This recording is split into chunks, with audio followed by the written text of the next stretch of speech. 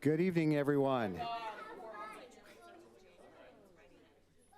Good evening, everyone. Welcome to the City of Menifee's Parks, Recreation, and Trails Commission meeting for Thursday, November 6, 2025. I'd like to call this meeting to order at 6 p.m.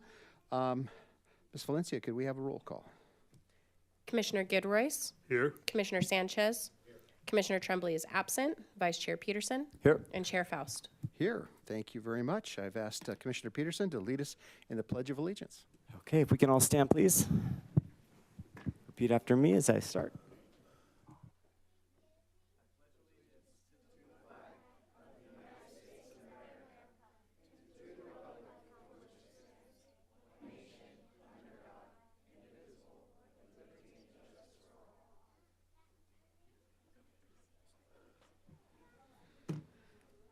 Thank you very much, Commissioner Peterson. We're on item 4, agenda approval or modifications.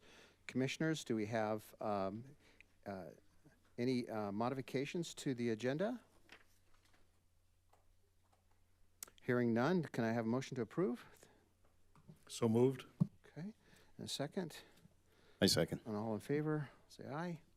Aye. Any opposed? Okay, it's unanimous. Okay, we're on item 5, presentations. 5.1, Community Services Department, Employees of the Quarter. All right, good evening, Chair and Commissioners. Every quarter, CSD employees are asked to nominate their fellow colleagues that exemplify exceptional customer service skills, initiative, and teamwork. Our selection panel then reviews all the nominations and selects one part-time and full-time team member to be our CSD Employee of the Quarter. So at this time, can I please ask commissioners to come forward to help present a plaque to our Employee of the Quarter?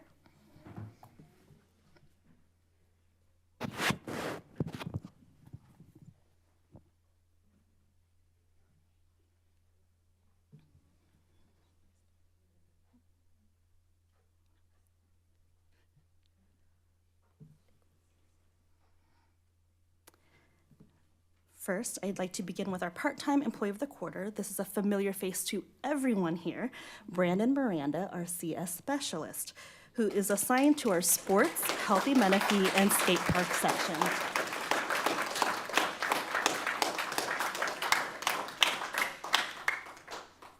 Here is what his nominator had to say. Brandon has worked tirelessly through these past hot months to lift up and motivate the youth of Menifee. Brandon is the heart of his team. He is always there to listen, help, or guide others in his department. As a coworker, he always strives to assist in any capacity that he can. His calm, respectful demeanor allows him to be approachable and brings positivity to all facets of his job.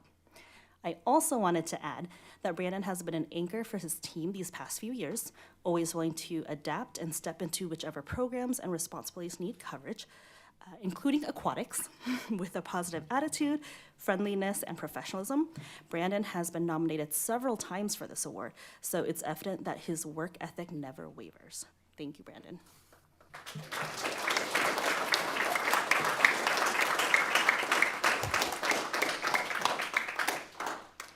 Our full-time Employee of the Quarter is unable to attend tonight's meeting, but it is Jared Price. Jared is our Senior Facilities Maintenance Worker, and here's what his several nominators had to say about him. Jared is a team player willing to help not only his division, but everyone in the department. No matter the task, Jared never says no. He has had a positive impact not only on his team, but also on the entire city staff. With his electrical know-how coupled with skills across various trades, he shows again and again just how much of a difference he makes in our city. Jared doesn't wait for problems, he sees them coming, jumps in when things get rough, and brings energy and commitment to every task. So again, congratulations to Brandon and Jared for this outstanding achievement and always representing our department well.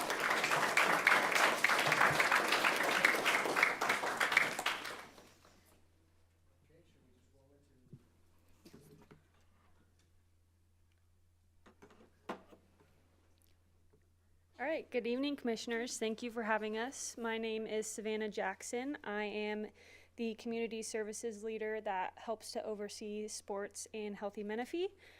We are grateful for this opportunity to recap our Flag Football League tonight. We will honor our division champions and Coach of the Year. So we will go ahead and get it started. This is our season in review. So overall in the divisions, we had 8 in Division 3, 4 in Division 2, and 6 teams in Division 1. This season, our registration went up by 47%, and we had 18 teams and a total of 16 new coaches. So please applaud for our Coaches of the Year.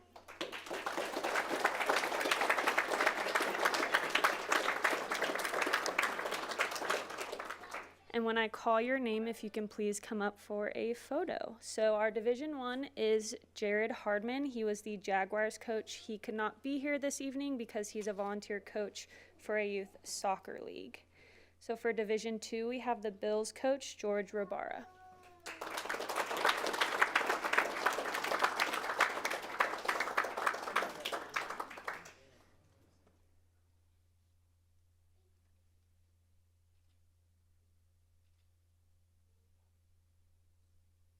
Alrighty. And then our next coach is going to be our Division 3 Jaguars coach, Jonathan Garcia.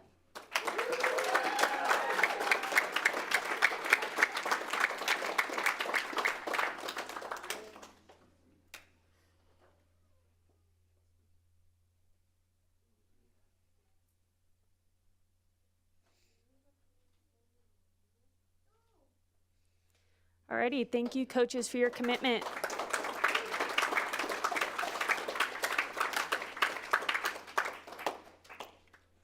Next, we're going to go ahead and honor our championship teams. Their hard work paid off this season. When I call your team, please come up for a photo. So our Division 1 with a record of 6-1 is our Steelers.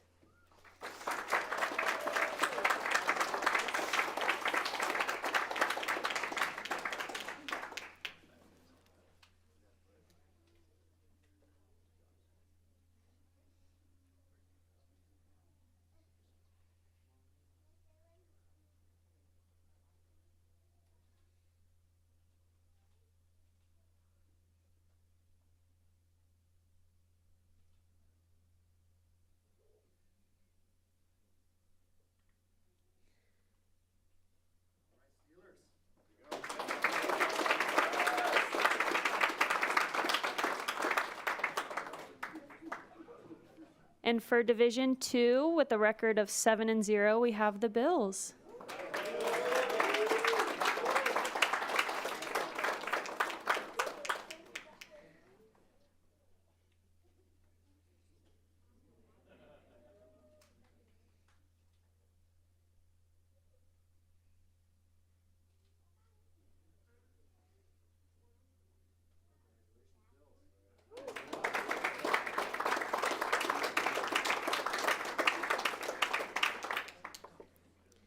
Alrighty, thank you all for being a part of our league. We look forward to seeing you participate in our youth basketball league. Thank you, everybody.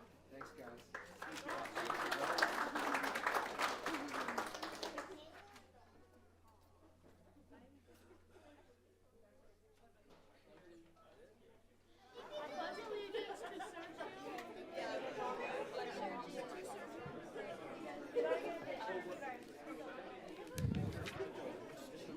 Great job, kids and coaches.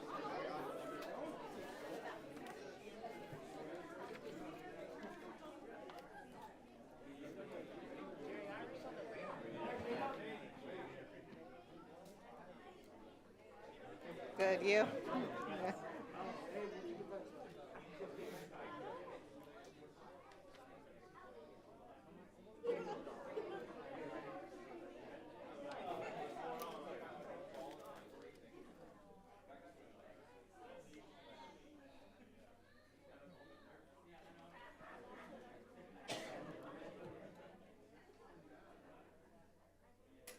Just a second.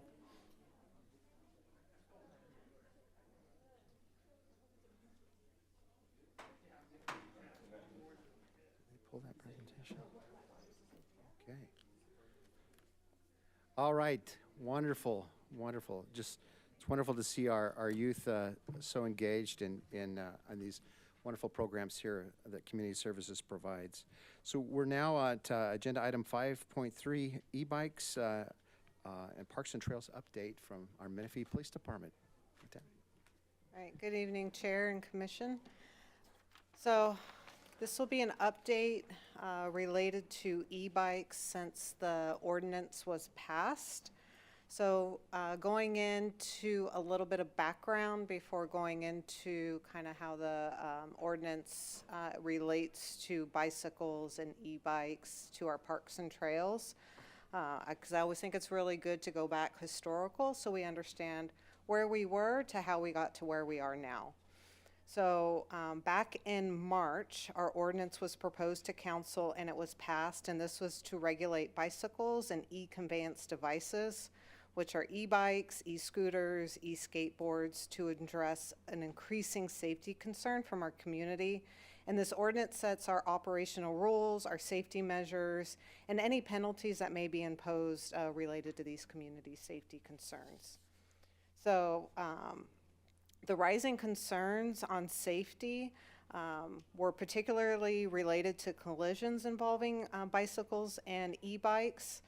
These concerns surrounded helmet usage, reckless speeds, rider inattention, overloading of passengers, pedestrian safety. It also related to the motoring public. And these concerns were, the contributing factor to these concerns led to the creation and implementation of our ordinance. There are not updated stats really for 2025 yet, because obviously 2025 isn't over. But going back into what we looked at for the creation and implementation of the proposed ordinance that got passed was in 2023, Menifee had 6 reported e-bike collisions at the time. And then when you looked into 2024, that rose to 16 reported e-bike collisions. So you saw a big increase in those statistics. Those collision severities ranged anything from just a minor complaint of pain to really severe injuries, and this really emphasized the need for some regulation. Also within that was just within Menifee. When you expand that within California and also nationwide. So in California in 2022, there was roughly 9,600-ish bicycle-related crashes. That's bicycles and e-bikes. They don't have statistics out for 2024 yet. Those are still pending right now. They're estimating that those were roughly about the same, about 9,500 to 9,700 in California. So it's going to be roughly about the same for 2024. Again, 2025 is not over, so we're not going to have that data. And then when you look at it nationwide, 2024 hasn't been released yet, but when you look at 2023, that went up a little bit, not much. 1,166 cyclists died on U.S. roads nationwide. How many of those involved motor vehicles? They're saying pretty much the majority of them, so that really hasn't changed much. There are no age restrictions in California or nationwide really related to riding e-bicycles. However, the Consumer Product Safety Commission does recommend that children between the ages of 9 and 12, really anybody younger than 12, should not operate any product that travels over 10 miles per hour. California does have 2 counties that are running a pilot program where they are restricting ages 12 and younger. They're doing that to see how does that affect the safety of it? So if they need to implement legislation that actually controls the age. So we're waiting to see where that goes. When we implemented the ordinance, we did research what our neighboring cities were doing, to help us make sure that we adopt an ordinance that was in line with best practices, laws, and what our neighboring cities were doing. We wanted to make sure that we were doing what was in the best interest of our community, as well as staying in line with existing legislation and the best practice for our ordinance. So going into what an e-conveyance device is, because this is where things get really confusing, I think, for a lot of people of what an e-conveyance device is and is not. So an e-bike is classified into 3 different categories. They all have fully operated pedals, they have an electric motor, and it has to be 750 watts or less. E-scooters are 2 or 3 wheel devices. They have handlebars, a floorboard. They're designed to be stood upon while riding, powered by an electric motor and human propulsion. And an e-skateboard is a device that has a flat board, looks like a skateboard, has a flat board to stand on when riding, and it can be propelled by an electric motor or propelled by human propulsion. So going into the Class 1, Class 2, and Class 3, because those are the three classes that an e-bike is. Again, they're equipped with fully operated pedals, an electric motor, 750 watts or less. If we can go to the next slide, please. Thank you. So a Class 1, it's a low-speed, pedal-assisted electric bicycle equipped with a motor which provides assistance only when the rider is pedaling and ceases to provide that assistance when a speed reaches 20 miles per hour. Doesn't mean that they can't keep going faster if they're going downhill, or if whoever's riding it happens to be able to get it faster, but the motor stops providing that assistance. Under 18 must wear a helmet. Class 2, it's a low-speed throttle-assisted electric bicycle equipped with a motor used exclusively to propel the bicycle and not capable of providing assistance when the speed reaches 20 miles per hour. Again, under 18 must wear a helmet. Class 3, a low-speed pedal-assisted electric bicycle equipped with a speedometer and a motor which provides assistance only when the rider is pedaling and ceases to provide that assistance when the speed reaches 28 miles per hour. This is where things are a little bit different. All ages must wear a helmet, and you must be 16 years or older to operate this class bicycle. What an e-bike is not, and this is where I think parents and adults get confused. A motorized bicycle, and the definition's up there, this is per your California Vehicle Code,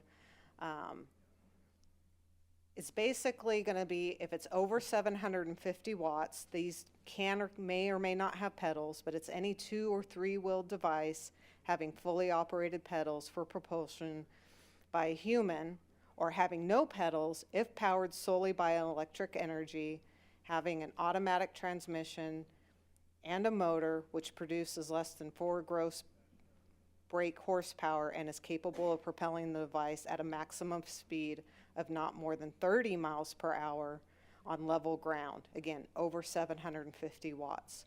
A lot of people are getting these confused with a Class 1, 2, or 3 e-bike. These require the rider to have an M1 or M2 endorsement. You have to have a driver's license. If you get the M1 or M2, you have to have a driver's license. You're required to have a DOT compliant helmet. They have to be registered with the DMV. You must be 16 years or older to ride these. And if you're not compliant with the requirements, we can impound these. Going to the next slide again, what an e-bike is not, and we see a lot of these, is off-road off-road motorcycles. So these are the electric off-road motor-driven cycles. Popular name for them are Surons. They're able to reach speeds well over 28 miles per hour. They can go 50, 60, 70 miles per hour. They're not equipped with pedals. We can impound these for a minimum of 48 hours. You must have an M1 or M2 endorsement. We can cite if you're, these are not street legal, like at all. They're only to be ridden off-road. And again, you have to have a DOT approved helmet to ride these. Again, a lot of parents, a lot of people are buying these thinking that they fall within the Class 1, 2, or 3 category. They do not. These are not even street legal at all. So again, what is an e-bike and what is not an e-bike, I think is really important education. So going into kind of some activity in our parks. So e-bike related activity in our Menifee parks and trails. I did take our statistics back to January. Keep in mind that this ordinance passed a few months after that, but I did go back just a few months to for the data purposes. So for our Menifee parks, since January to October 15th, we've had 6 related calls related to e-bikes. The parks that we've had those calls at, Hidden Hills, we had 2 calls for service related to e-bikes. Courts Park, Ranch Park, 2 calls. Centennial, 1. Waladera, 1. All these calls were related to juveniles riding e-bikes, and as a result of these calls, we ended up towing 1 Sur-Ron, which was the off-road motorcycle, the electric off-road motorcycle. On trails, out of the 2 trails, we've only had calls related to Salt Creek Trail. 2 of those calls involved juveniles riding on the trail. One call for service was related to an actual motorcycle on the trail, and 1 call was involving an actual vehicle on the trail. So the next slide. This is valley-wide parks, again going back to January. We've had 17 calls related to e-bikes. 7 calls was at Lago Vista Sports Park, 4 calls at Heritage Lake Park, 2 calls at Heritage Lake Park at the Recreation Center, 3 calls at the Heritage Lake Sports Park, and 1 call at Wheatfield Park. Again, all calls were related to juveniles with e-bikes, and we also ended up towing 1 Sur-Ron. These calls were at the actual park, and I want to be clear about that. So what are we doing to kind of help educate the community, partner with our schools, and address the community concern? So we do partner with our schools.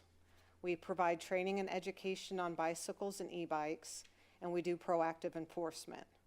How we do that is if you go to our website, if we can go over there so I can show you what's on our website for educational purposes. So when you go to our main page, there is a button for e-bikes that will take you to electric bicycles. On this page, we have broken down some of this information to make it a little bit easier to understand because it can be complicated. So we've made infographics. We've also posted these infographics on our social media platforms to share it with the community. We've also on our website have the ordinance on our website. If you can scroll down, please. We have some videos, you don't have to click on this, but there's a video right there about e-bikes that we did with the Menifee Bike Shop.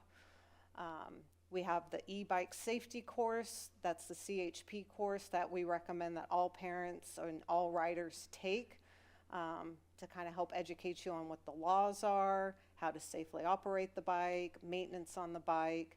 And at the end of that course, you'll get a certificate showing that you've completed the course. You can take that to your schools to kind of help show the schools that you're being proactive and understanding safe and lawful operation of the bike, because the rules of the road can be complicated.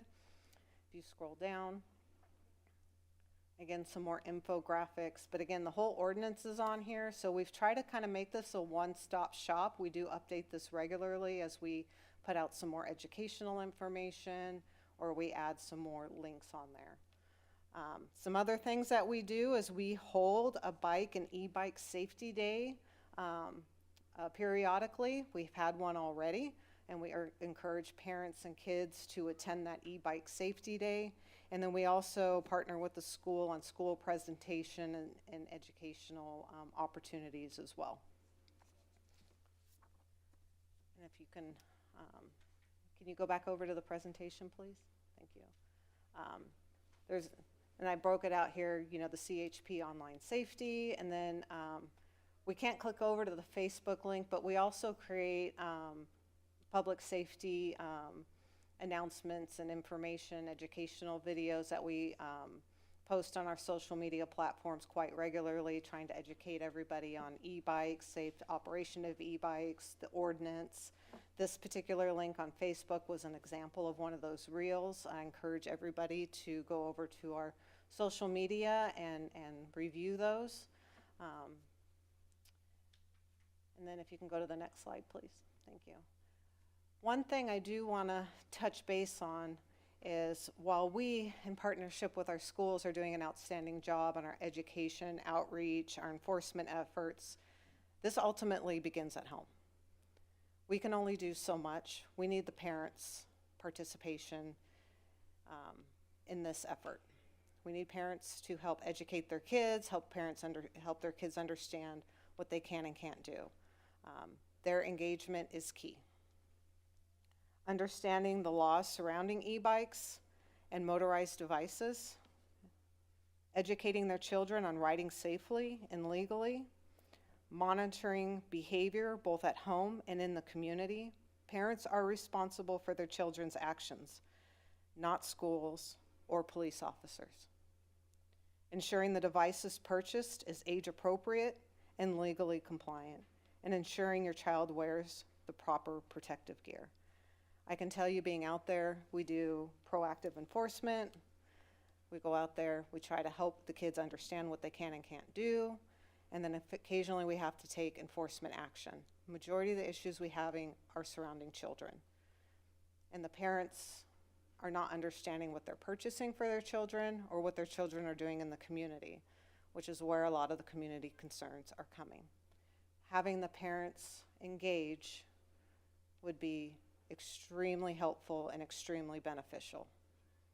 We're here to help educate parents on what they may not know, because sometimes you don't know what you don't know, but we're here to help partner in that, and engaging in these educational opportunities at the schools or with your police department would help bridge this gap. And I think it would help with a lot of the community concerns. So, thank you, and that's the update. Thank you, Lieutenant. And Commissioners, any questions? Yes. Is insurance required for these like you would with a car or a motorcycle? Not for the e-bikes, no. So it's whatever. And in that case, liability is on the parents if the kid was to have an accident? Yes, sir. Okay. Have you had any repeat occurrences with the same kids? Any enforcement or issues like that with children, unfortunately, issues with juveniles of that matter, I can't release that data. Okay, I was just wondering if you find that the same persons keep doing the same thing. Yeah. I mean, my own personal experience, I see them all over the place by me, Yeah, I understand. in every Yeah. way, form, and shape, and it seems And like it's out of control. Is there something that we can, as a commission, that you can think of, convey to the public, other than having this meeting and having them view it, and as you say, the website? Encourage the parents to engage in educating themselves, for one, educating their children, understanding what device that they're buying their kids. I'll give you an example. We were out doing an education enforcement, and we happened to contact one of our youth, and he relayed to me that his parent gave him access to their Amazon account, and he purchased whatever device that he wanted. He thought he purchased a Class 2 bike. He actually purchased a motorized bicycle. I believe him.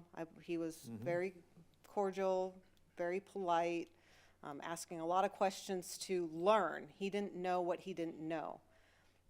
The device that he had was 1,000 watts. It made it a motorized bicycle. But he thought he bought a Class 2. His parents didn't know what he bought. He didn't know what he had. And that's where the disconnect is your parents need to understand what you're purchasing, or they need to purchase it. You need to understand what you have. You need to understand what your kids are doing. Now, this was a kid that didn't know. He was engaging with us. He wanted to be educated. We gave him a bunch of resources. Very smart kid. Didn't know what he didn't know. On the flip side, you have kids engaging in social media in a disruptive way, which is creating the community concerns that are causing a lot of these issues. Do the parents know what their kids are posting? Do the parents know where their kids are at? Kind of reminds me back when I was a kid, at 9 o'clock or 10 o'clock, a commercial would come on. Do you know where your kid is at? It reminds me, kind of reminds me of those times. Do you know where your kid is at? Do you know what your kid is doing? But do you understand? Because you're ultimately responsible, Gotcha. Yeah, so encourage that, encourage the education, encourage the engagement. It's these think about in your car when you're going 20 miles an hour, how fast that actually is. Now put a 12-year-old on a bike going 20 miles an hour. There's a reason the Class 3 does have an age limit, because it can go up to 28 miles an hour. and then you're putting a kid on it, and you don't realize that it has an age limit on it, and then they're going faster than that's that, or you're dangerous. giving them these devices that are actually motorized bicycles or these Surons that go way faster.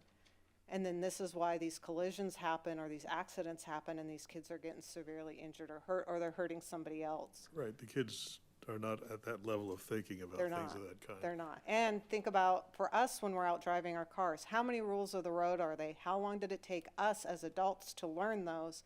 And then you're giving that responsibility to a child. Sure. Yeah. What about braking distance? Laz and I were just talking about this before the meeting. On a trail here in Menifee, if it's a dirt trail, the braking distance is gonna be a lot worse, a lot more than if it's on a pavement. Is that taken into account anywhere, or is that just, It's just learning how to ride responsibly and Okay. safely. alrighty, thank you. Commissioner Peterson? Hello. I have a question. So out of the 287 days that we have, in your presentation here for calls related to e-bikes, how many of those were responded to? Out of that 27, All of them, how many were not responded to? none of them. How about calls that were placed but were not responded to? I'm not understanding your question. So if I called 911 or I called the non-emergency line on June 13th of 2025 and an officer did not show up with an e-bike related issue, how many of those are not disclosed in this? None that I know of. Okay. Is there a way that we can get that information? All calls related to parks are in this presentation. I can confidently speak that is not true because I have witnessed calls that were not responded to while being at a park multiple times in this given period of time. That's 287 days. Okay. So how can we get that information? Because I think it should be known, at least to the Parks Commission and to the community, how many calls were placed but not responded to. That's very important. All calls related to parks are in this presentation that I know of. I didn't exclude any data, sir.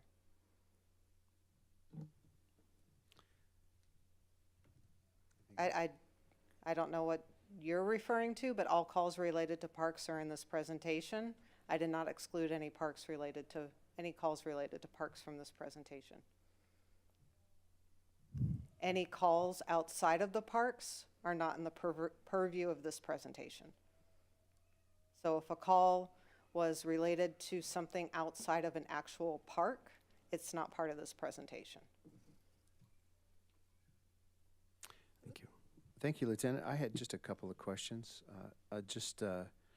First, just a statement. I took that CHP course right when it became available, and it was very informative, and I do recommend that everybody take that,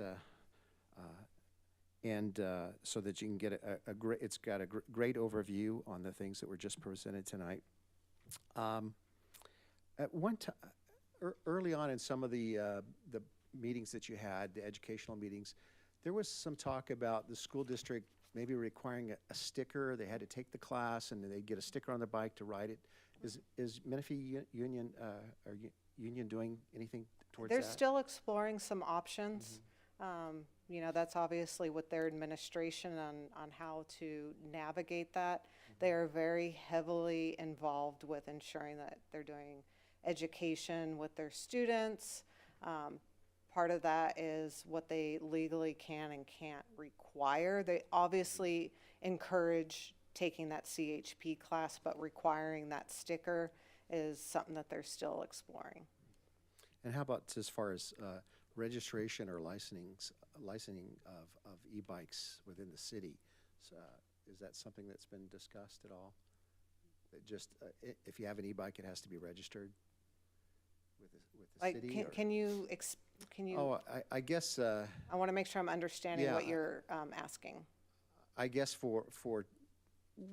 has there been thoughts about making e-bikes something that has to be registered to ride within the city of Menifee? That would have to be something that would be explored with legal because the state of California, the Department of Motor Vehicles doesn't require it. Okay, so, Yeah. and it's kind of it's the state DMV that kind of drives the regulations. Okay. Well, I really appreciate your presentation, and it was very informative. I'm glad we have it on record here in the meeting so that folks can refer back to it to learn more. And I encourage everyone to go to the Menifee Police Department website and check out those resources. But thank you very much, Lieutenant. Thank you. All right.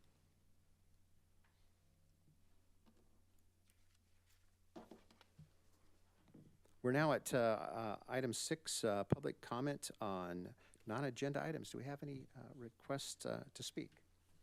I have none. Non-agenda items, okay. Then we'll go to item 7, approval of the minutes, 7.1. Commissioners, any modifications to the minutes from our October 2nd meeting? None. Hearing that none, I can think okay. of. Motion to approve. Can I have a motion to approve? I'll motion that. Okay. I'll second. I'll second. All in favor of the minutes? Aye. Aye. Aye. Okay. None opposed. We'll go to number 8, consent calendar. On the consent calendar, all the items on the consent calendar can be approved in one motion. If any commissioner would like to have any item pulled from the consent for discussion, they can request that. Commissioners, is there anything on the consent calendar items that you'd like to discuss? Hearing none, can I have a motion to approve the consent calendar as presented? So moved. Okay. Second. All right, all in favor? Say aye. Aye. Any opposed? Okay. Consent calendar is approved. So we're now at item 9 on the agenda, discussion items. First, we'll start with 9.1, Quimby assessment for the Salt Creek development. Good evening, Chair and Commissioners. It's my pleasure to bring back this item for your consideration. So just a little bit of history about this project in particular. This is a project south of Simpson Avenue, west of Briggs Road, that was initially reviewed and approved by the Parks, Recreation, and Trails Commission back in 2023.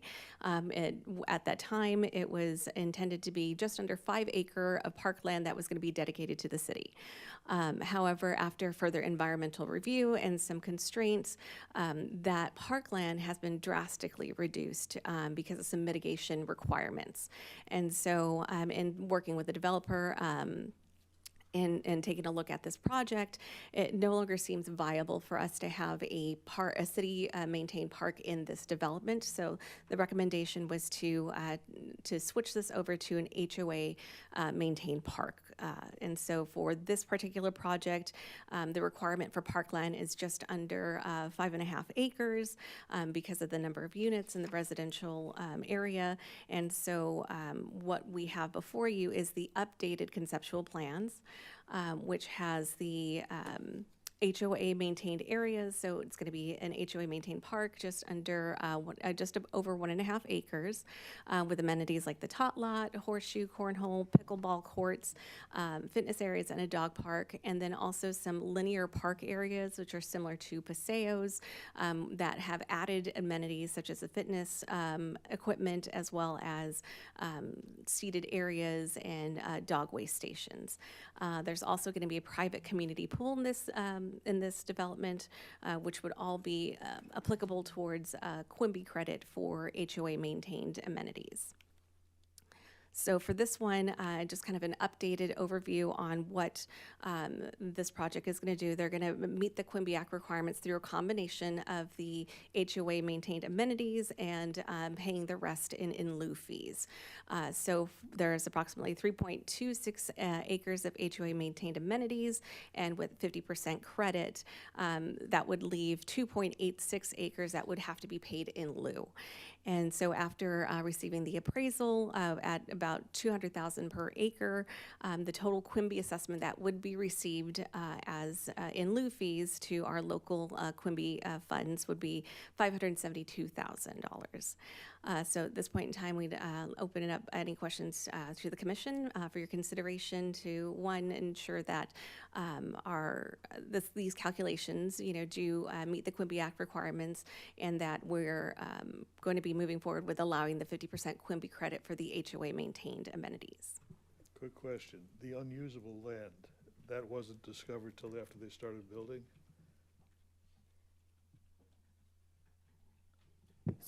Yeah, so they haven't actually started building yet. So they did the environmental, and that was located in when they did the environmental. Is this land going to be something that we can use in a park setting of any kind, or is it just like a swamp? What is it? I'm not 100%, yeah, we have a, Okay. We have a representative yeah. from the developer present. Nick with Meritage Homes. I'm the project manager for the Salt Creek development. So yeah, we haven't started any construction out there.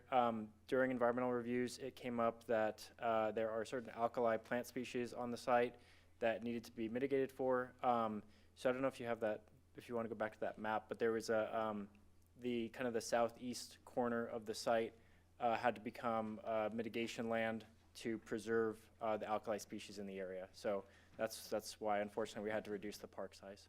So it's the particular plants that are living there that have to be protected? Yes. Okay, that makes more sense. But it also explains then why the city can't take advantage of that land. Yeah, unfortunately. So it's going to be fenced off and just protected? Yeah, eventually we transfer it to a mitigation bank to maintain in perpetuity. Yeah. Okay, thank you for that. No problem. Commissioner Peterson? I just wanted to say that I have actually heard from some of our residents that they are very pleased with the design for this park and the addition of the dog park, as well as the infill. So thank you for that. Yeah, no problem. One more question? Sure, go ahead. I see mention of a linear park. In terms of linear, how wide, how long are we talking? Can you give me a rough idea? That is a good question. I think it's shown on there. It is roughly, Is Well, that Paseo-looking thing? yeah, on it's the that previous Paseo that map? runs down the center right there. Looks like 1.3 acres in total. I don't remember how wide it is exactly. It's probably 40, 50 feet or so wide. That's what I was trying to get an idea about. 60 feet wide, actually. Yeah. Okay, good. So it really can qualify as a park. It's not just Yeah, a trail with the plants right, on it's a- either side. exactly. And it has some fitness stations throughout, as you can see up on the screen there. Okay, thank you.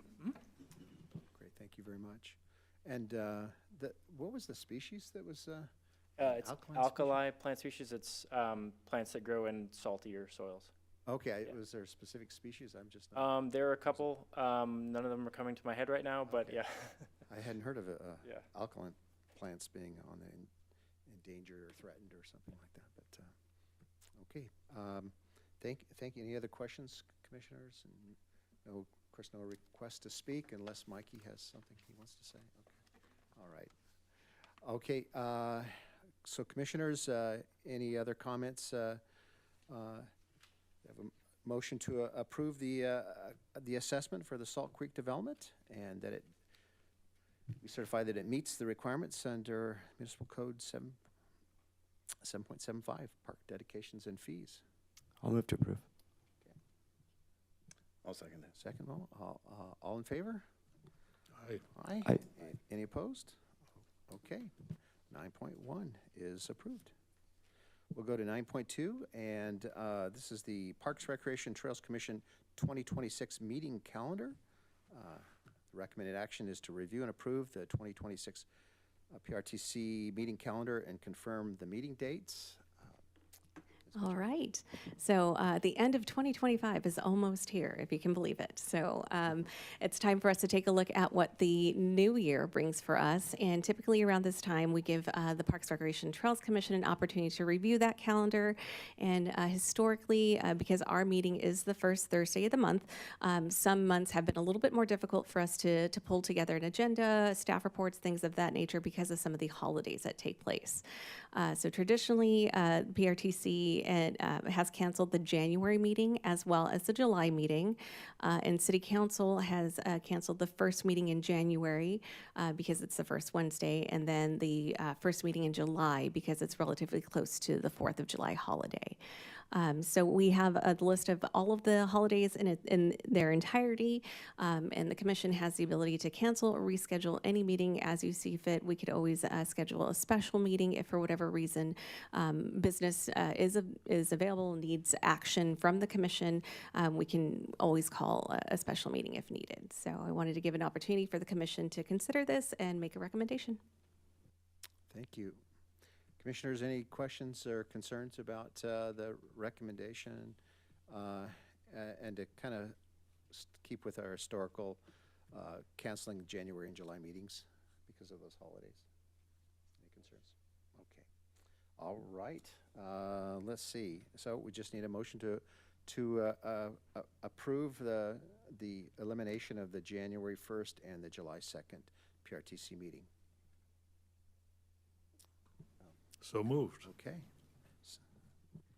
I'll second that, even though I want a January 1st meeting. I think that'd be fun, but Yeah. You I'll don't second want to that. watch the parade here from the council chambers? That would be kind of fun. Delayed broadcast. Okay, all in favor then, commissioners? Aye. Say Aye. Aye. Okay, no opposed? Okay, very good. Thank you. So we're now at 9.3 on the agenda, consideration of recognition options for Community Services Coordinator Chelsea Bollinger.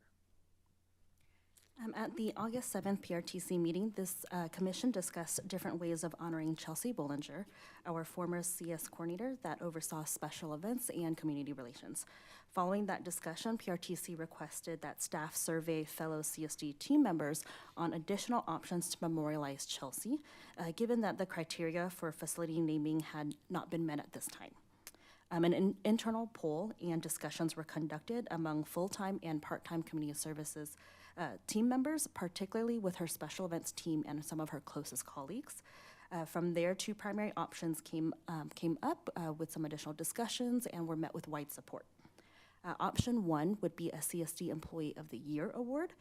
This would be an annual award announced at the December PRTC meeting, selected by vote from prior CSD Employee of the Quarter winners. Option two would be a part-time Employee of the Summer award. This would be a seasonal award to honor Chelsea's support of developing part-time staff members during peak program seasons.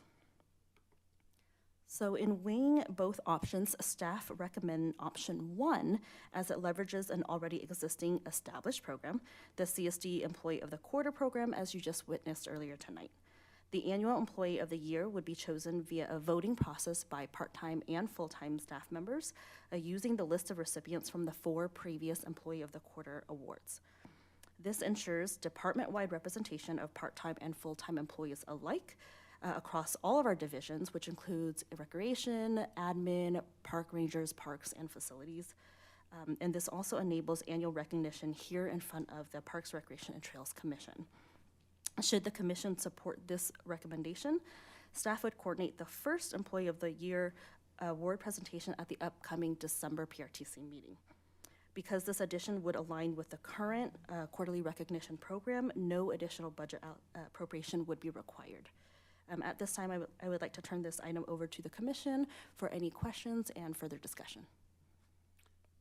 Thank you very much. Commissioners, any questions? Commissioner Peterson? So just to clarify, this would be essentially quarter 4 of the previous year through quarter 3, right? Correct. Thank you. Any other comments? I do have a question. So you're saying that the staff, and this is staff that work with her, right? Okay. And they're recommending option number 1? Correct. Okay. Tom?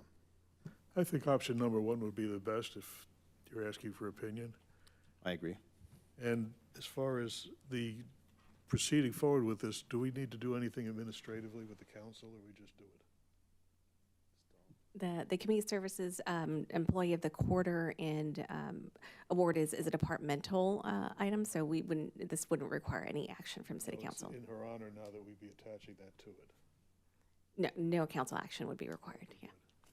In that case, I'd like to say we should make a motion to approve option 1. I'll second that. Sure. And I agree. I appreciate that you did, that this was also a recommendation from staff and her peers as well, too. And so I agree with option 1, and it sounds like we have a unanimous decision to go with option 1 from the comments. And I'd also appreciate the Frenda that was made for Chelsea at the Day of the Dead celebration last Saturday. That was really special. Thank you, commissioners. Let's go to 9.4, park signage final design. All right, good evening, Commission. I'm bringing back to you the park signage that was actually brought to you back in November 2024, so a year ago. And what we need is a little bit more feedback, and then we're ready to move on for a purchase. So what I'll do is I'll explain it. So November 7th, I know I'm kind of skipping around on this arrow, and I have a reason for it. So November 7th, 2024, we brought forward a design that we were working on for park signage, because we're trying to change out our signs at our parks to make them fun, inviting, a little different style that we have, that's at the parks. Commission approved, gave us some feedback and everything. We were looking at that feedback, and we realized we really need to look back. What was approved in August of 2023 was our citywide signage and wayfinding schematic design that was approved by council, and there was some different items in there that we needed to follow. So we took that, reached out to a consultant that helped us design it even a little bit further. And then that was in May of 2025 is when we reached with an agreement with RSM to help with that design of that. And then now we're here back to you guys for hopefully this final design.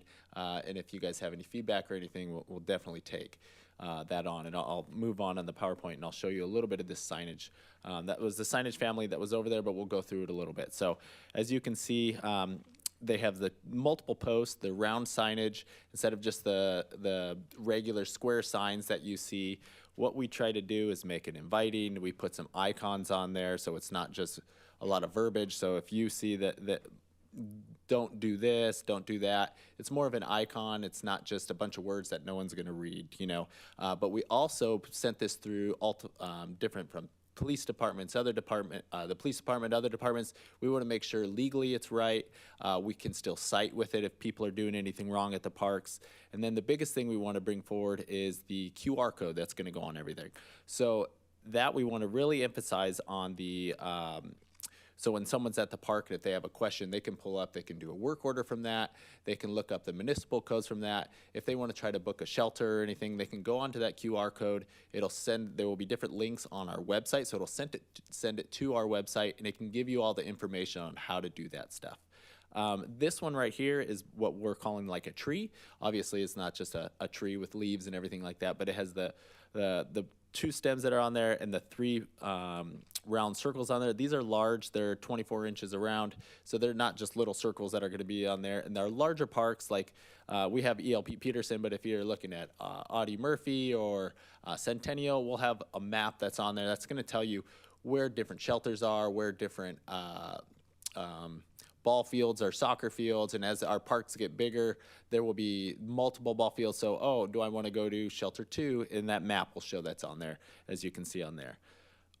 We also are looking at doing, what we'll be doing is our different picnic table, picnic shelter signs, our ball field signs, our skate park signs, our court signs, and dog park signs, things like that. So what it is, again, is it's giving the rules, but it's also inviting and having some fun with there at the park, and that's what the park's there for, so everybody to relax, have some fun, and we don't want to just be like, no, don't do that, at least it's a little bit more softer, but it's still direct and tells you what we want to see. So that's what I have for the presentation, and I can go back on any of these signs, and I can, even if you wanted, and see the whole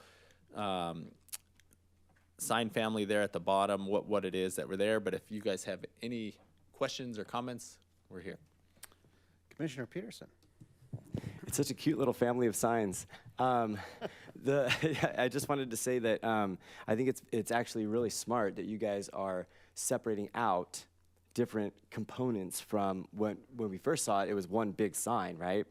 And so separating out the different parts of this, one sign to different smaller signs, I think is a very wise financial decision.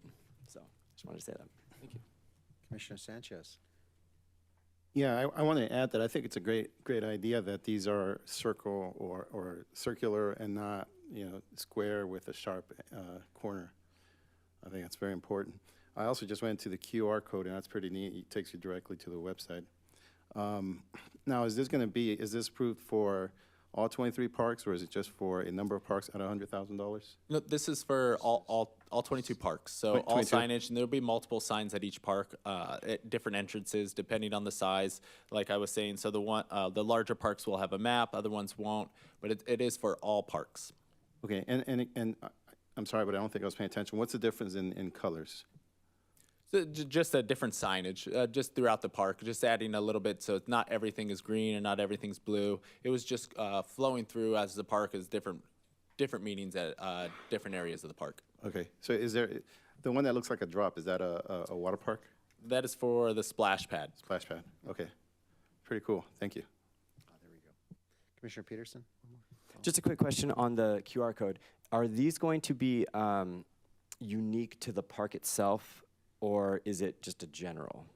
It's a general, because these signs are going to go, so any park that's being developed in the future that's coming on, these are the signs that are going to be at the park. So that'll be our new design standard that'll come in there with the signage. So all the parks will look the same. As you go to any park in Menifee, you're going to know it's a Menifee park and you're going to know where it is. But the QR code will be to that. We can definitely look into that and see what it is. But if being able to change that QR code, but the hard part is we will print a lot of these. So if one gets damaged or vandalized or anything, we're able to just replace that. And then if it's be able to use at different parks instead of just purchasing that for that one park. Sounds good. Thank you. Yep. And my only comment was, I love these ideas, and I love the QR code on each of them. I think that's wonderful. The color scheme, was there any concern about they're not the Menifee colors palette with the new monument? What'd you guys call? What was it that was passed? The wayfinding. Yeah, the wayfinding colors seemed like that they were sticking more towards the Menifee color palette. Is that something that we should be concerned about for uniformity with other monuments in the city? Or can we do our own thing and make them a little funner?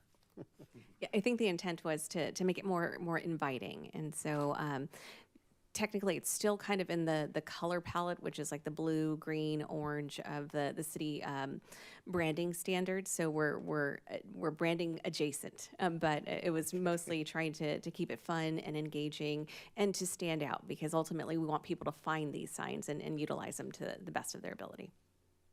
All right, very good. Any other comments, commissioners? I like it. Any other? So really, I think we all think they're wonderful, and so our feedback is proceed. Excuse me, I do have a question. Sure. And that's tying it with the issue with the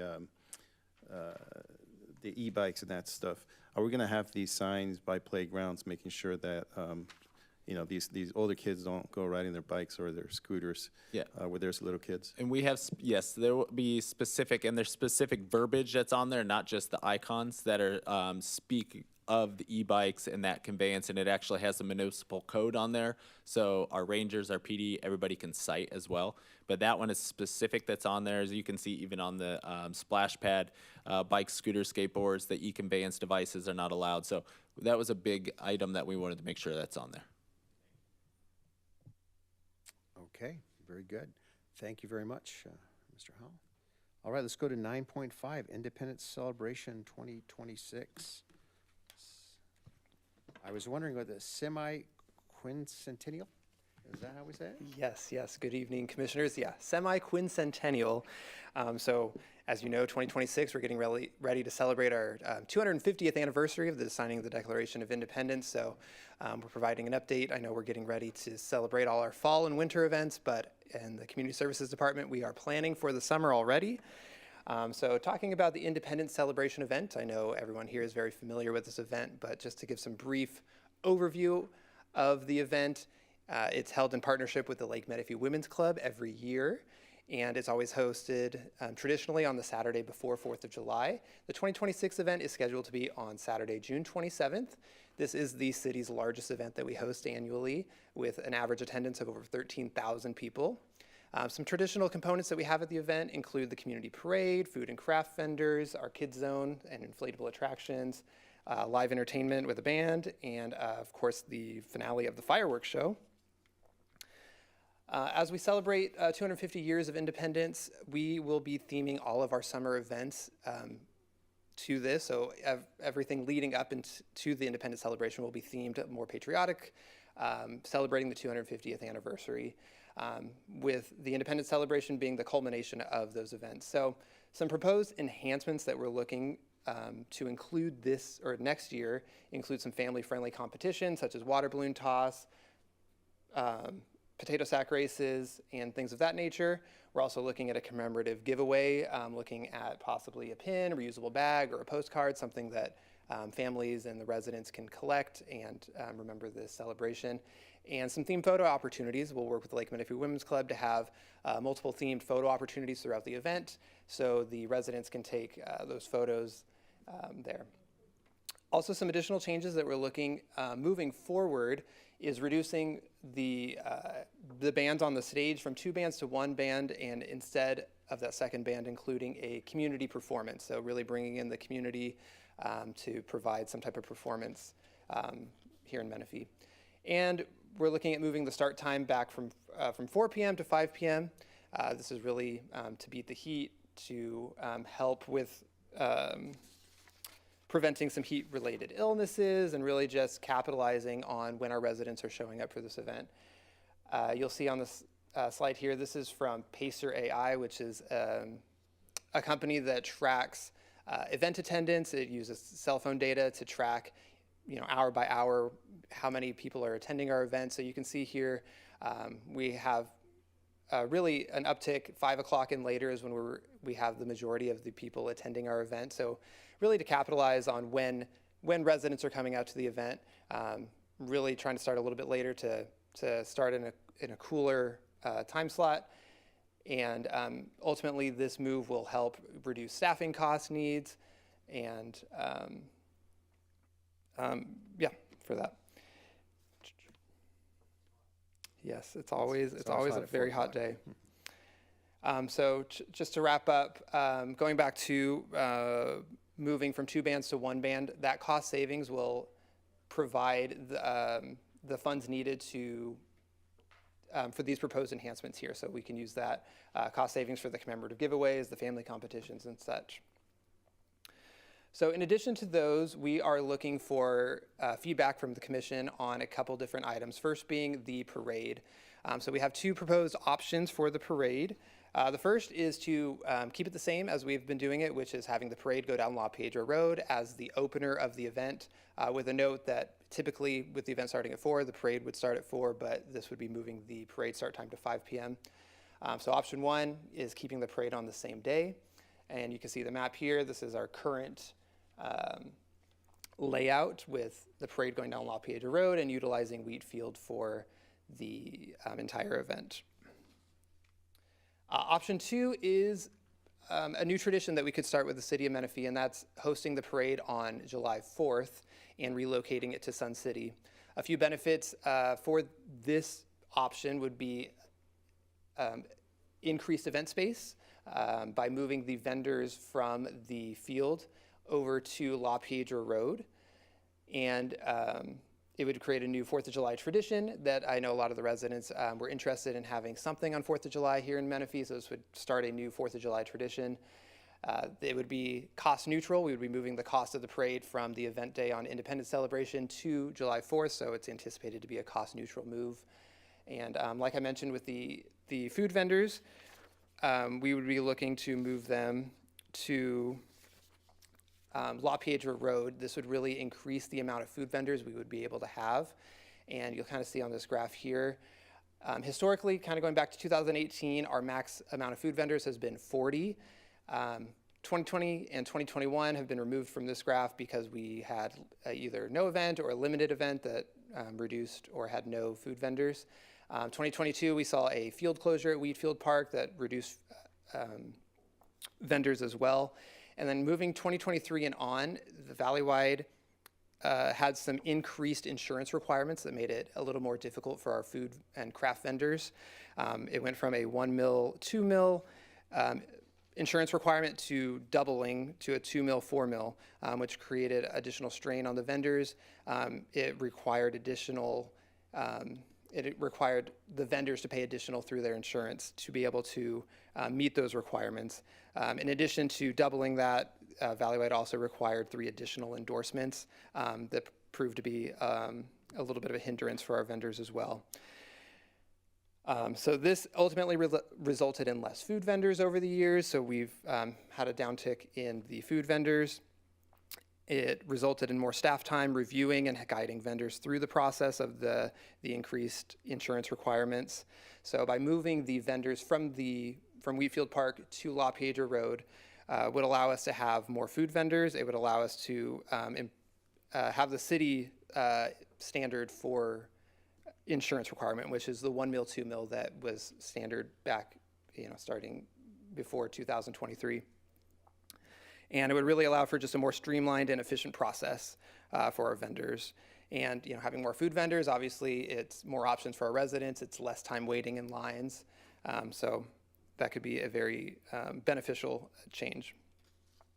So just to sum up the 2 options, it was keeping the parade the same or moving the parade to July 4th and being able to shift our layout a little bit to make it more streamlined.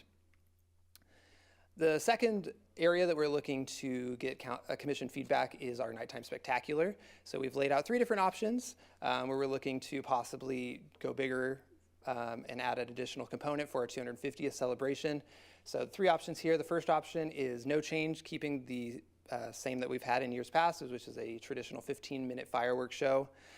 Option 2 would be increasing our fireworks show from 15 minutes to 20 minutes, including a full 1-minute grand finale, so have a real emphasis on a bigger finale. The anticipated additional cost for that would be $10,000. And option 3 would be adding a new component of a drone show, which is becoming popular in some surrounding cities. So this option would be adding a 10-minute drone show before a 15-minute fireworks show. The drone show would seamlessly enter into our fireworks show. If you haven't seen a drone show, the kind of standard for what we're looking at is it would be between 100 and 200 drones. It would have between 10 and 20 fully customizable animations in the sky. So it would be a new addition to the event. So for both option 2 and 3, it would require a mid-year budget appropriation that would need to be approved by City Council. And in the event that the budget appropriation is not approved by City Council, but we are directed to move forward with either option 2 or 3, the Community Services Department would be required to reallocate existing approved funding within its current budget. This would occur at the expense of other approved programs or events and possibly resulting in reduction or postponement within the department's operating plan. So those are the 3 options for the nighttime spectacular. And just to kind of sum everything up, again, we're looking at 2 different areas of feedback, first being the parade. As a reminder, option 1 was no change, leaving the parade as part of the Independence celebration with the new start time of 5 p.m. Option 2 was creating a new 4th of July tradition by moving the parade to the actual event day on Independence Day in Sun City. And for the nighttime spectacular, option 1 was no change, a 15-minute fireworks show as we've traditionally done.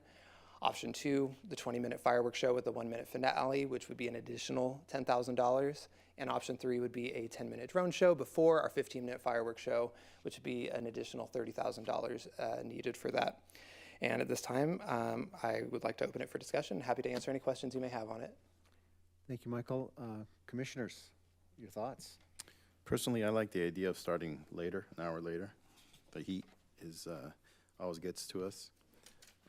I like, as far as the 2 options with the parade, I think I like option number 2, moving it to Sun City, moving the parade to Sun City, and opening up that space for vendors and leaving more event space open.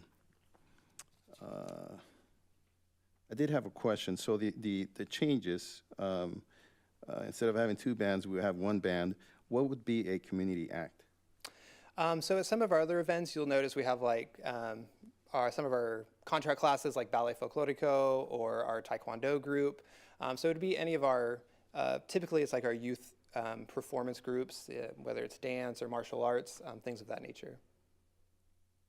So we could partner with the Arts Council possibly as well. Yeah, that could be an option as well. Some entertainment. Commissioner Peterson, some comments?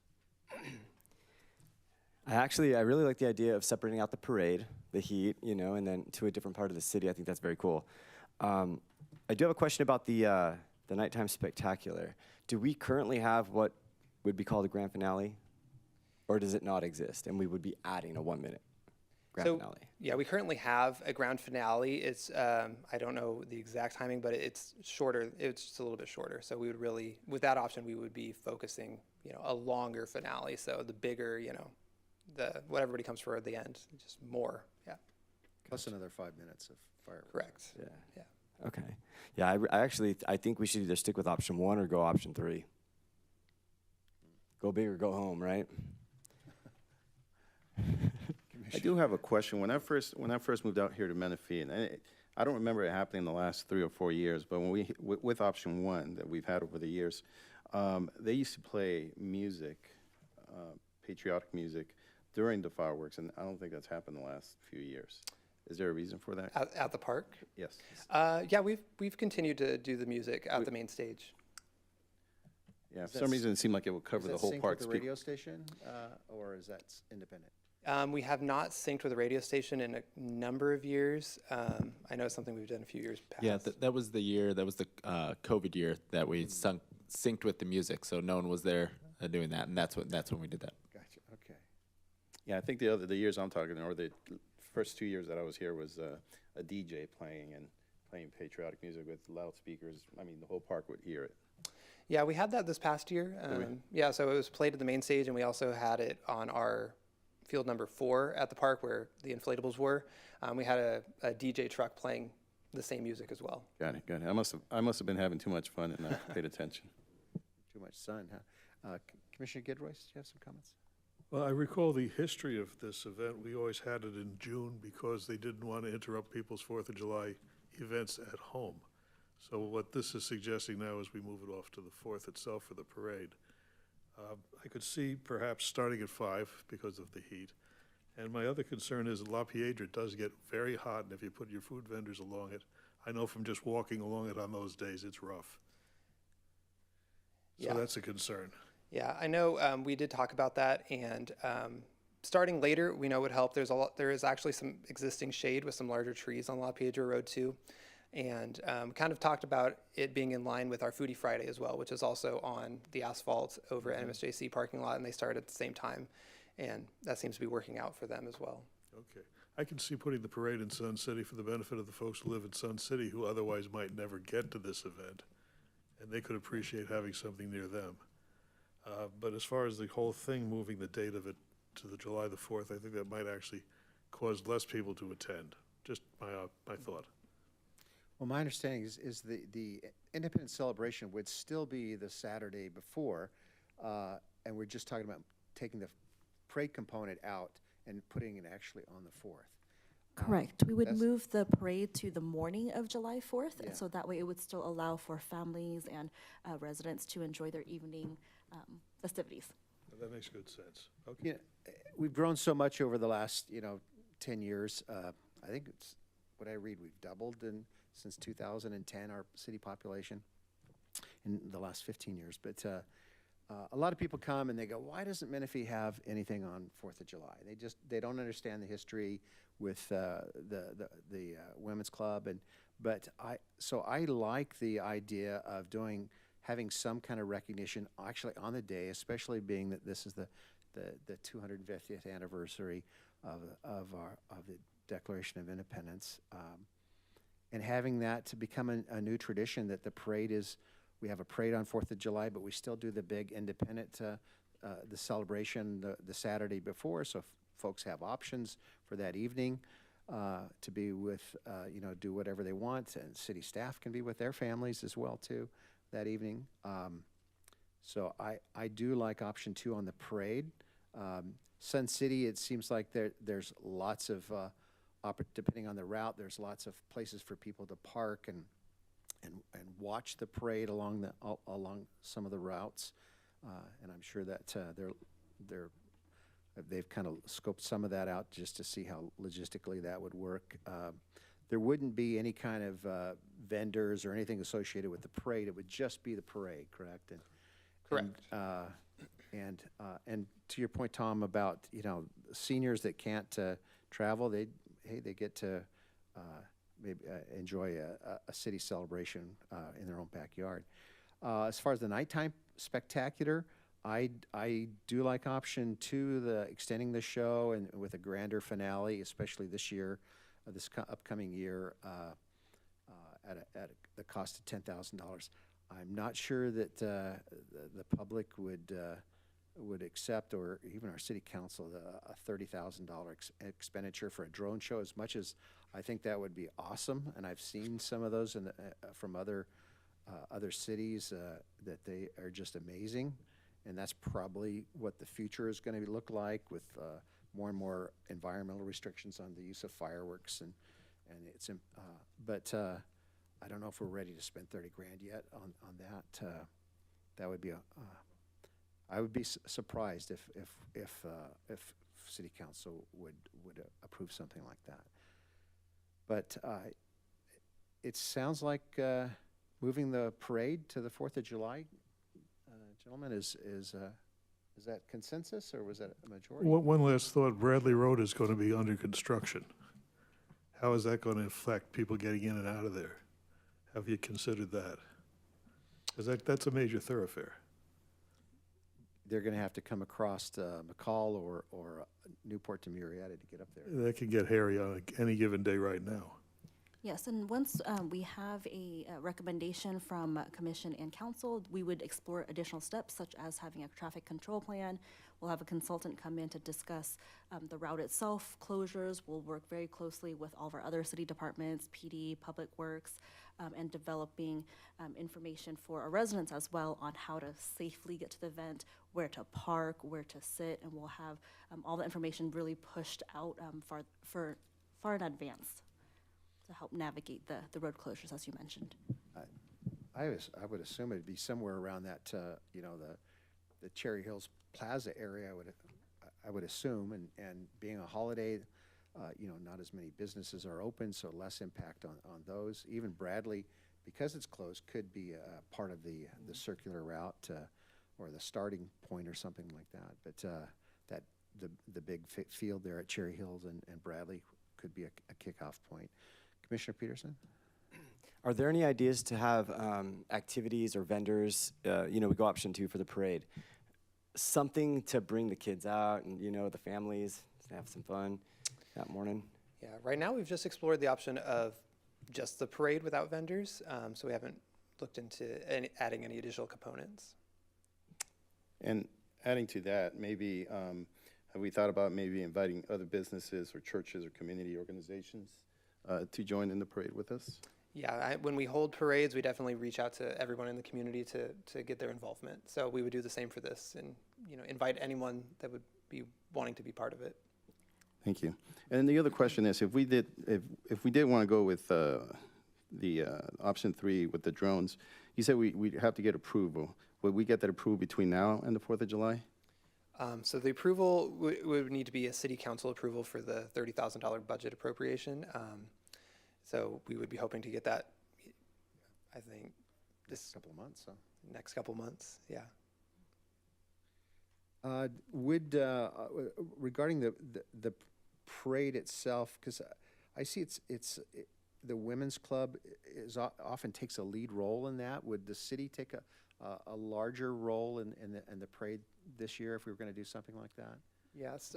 Last year, the city took a larger role in the parade, so the Lake Menifee Women's Club has kind of shifted a little, most of the responsibility of the parade over to the city. Okay. So last year, Lake Menifee Women's Club provided the judges for the parade. So that was their involvement this year. So, okay. Yeah.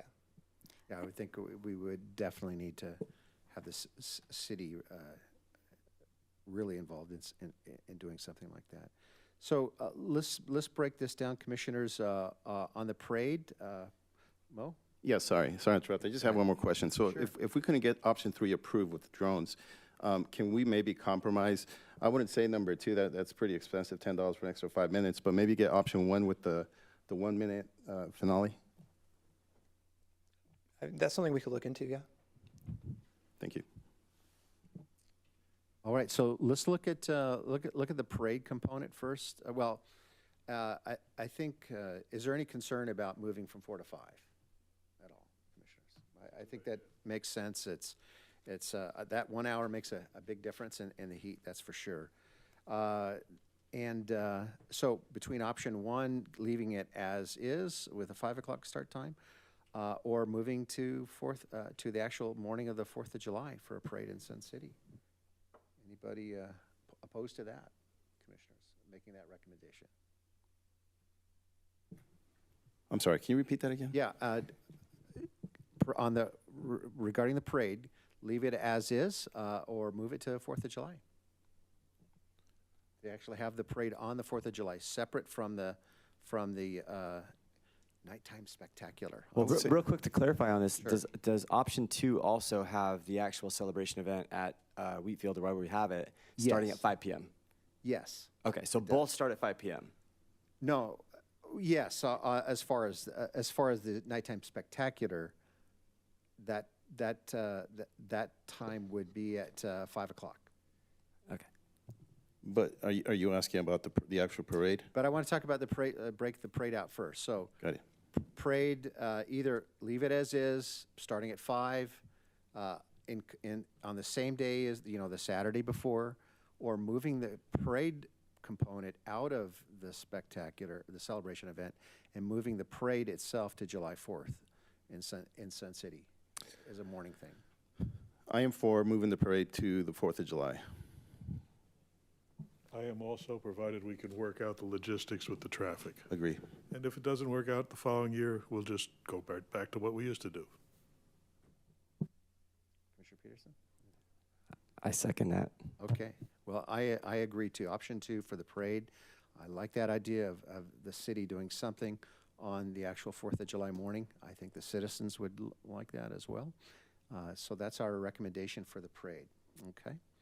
Now, nighttime spectacular, again, starting at 5. I don't think there was any opposition to the late start. Still the Saturday before 4th of July, with the vendors out in the street to help the vendors really, because of the. I'm not sure if it's quite doubling the cost, but it's certainly a significant more cost to them. It'll be a cost savings to them, so maybe that'll encourage more participation. I think that's the idea with getting that, getting their liability insurance for the day. I think that's cool. I guess my questions about that was, would we change anything with how the staging is set up, and people, like the beer garden, people aren't going to have to walk a long ways they could still picnic in the grass and all that, get their food and go picnic in the grass. There would still be a fun zone component, I assume. It doesn't have to be quite so spread out, I guess. Can everything be a little closer in? If the vendors are out in the street, we can move some of those other things closer so people aren't having to walk a half a mile from food to fun to where they're going to eat. Right. Yeah. If we move the vendors over to La Prieja Road, it really opens some flexibility on moving some event components around to make it make the most sense for the residents. Yeah. What does the fireworks show cost us now for the 15-minute fireworks show? Currently, it's about $25,000. Okay, so that's good to know. So 25 plus another 10 to get 5 more minutes. So who can do the math in their head? 15 minutes is 25,000. So what is that per minute? Come on, didn't you go to college, Mo?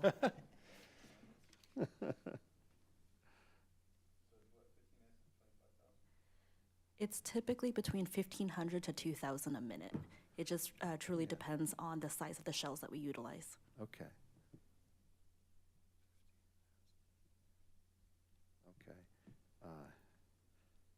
So, yeah, so you're getting 5 more minutes of fireworks show and then a grander finale, which I think would be cool.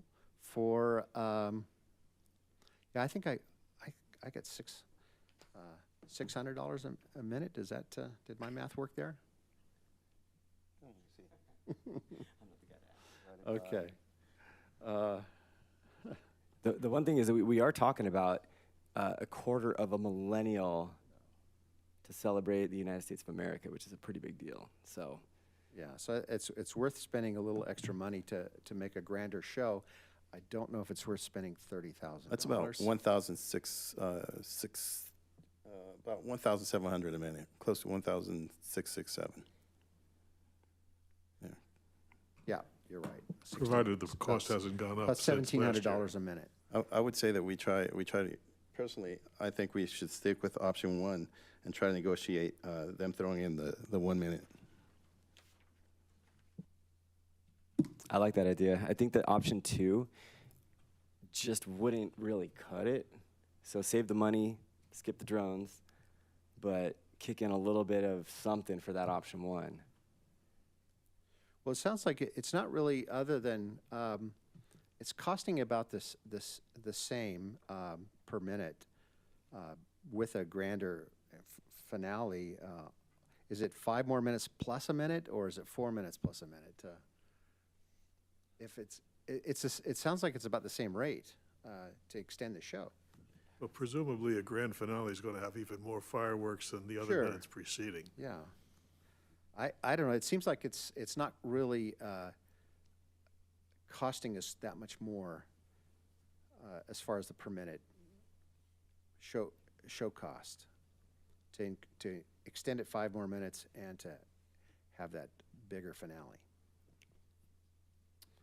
What Is that we, it? if we could take another look at this. So what we can do, so we understand there's consensus on the parade, and it looks like there might be an appetite to explore some additional options on the nighttime spectacular where the fireworks, kind of leveraging what we currently have budgeted, and to see if there's opportunities to expand on that without going beyond above more over $10,000 or $30,000. So it kind of sounds like that's what we're leaning towards.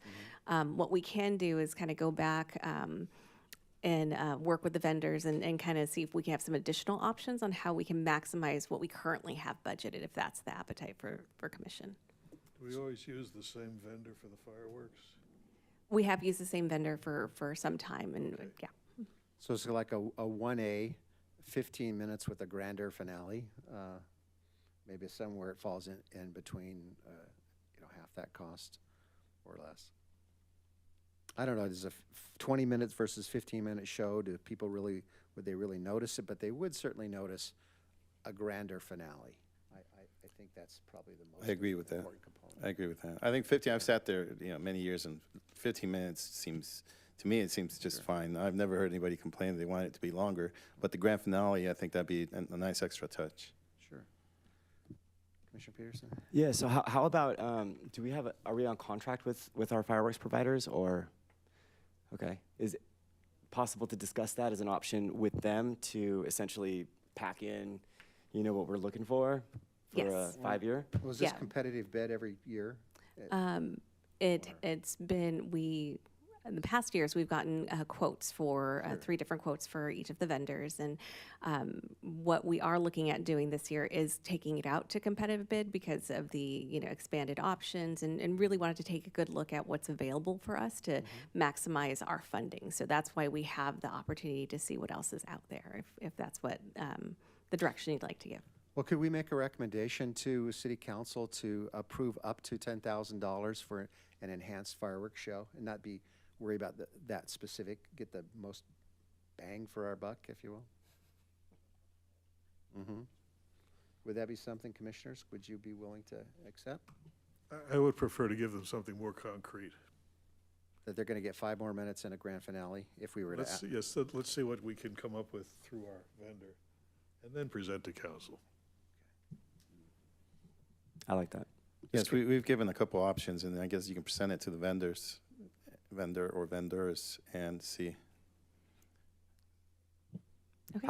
How soon do you start negotiating with the vendor or with the vendors or putting the bid out? We're looking to release the bid before the end of the month. Oh, So, good. yeah, Okay. so we should have some options relatively soon. That's why we're trying to get the conversation started early.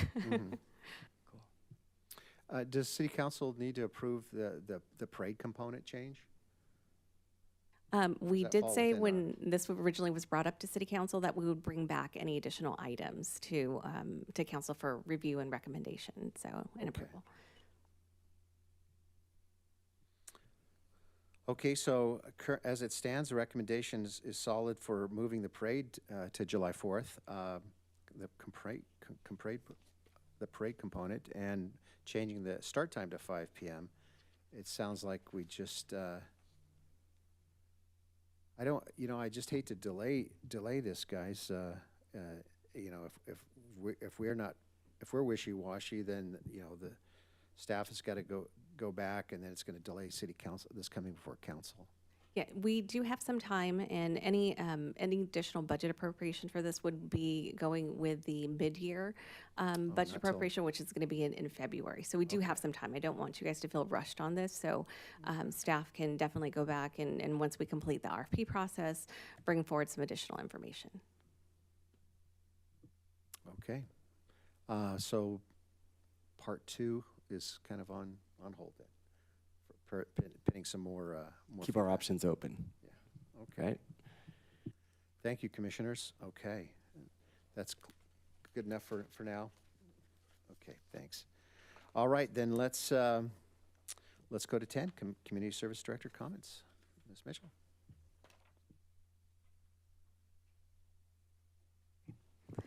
All right. So just a few updates. Really just wanted to make sure that you had some of these items on your calendar that are coming up in the month of November. And they were part of the constant calendar, but just in case people watching at home didn't see, we have this Friday our annual State of the City address that's going to be happening at Mount San Jacinto College in the HCN Stadium. We're encouraging families because this year's theme is a city for families, and community services has a lot to do with that. A lot of our programs, a lot of our events, our facilities, we're here to serve families of Menifee, so we're encouraging everybody who's interested, come on out, bring your families, enjoy Foodie Friday. This is going to be the last one of the year.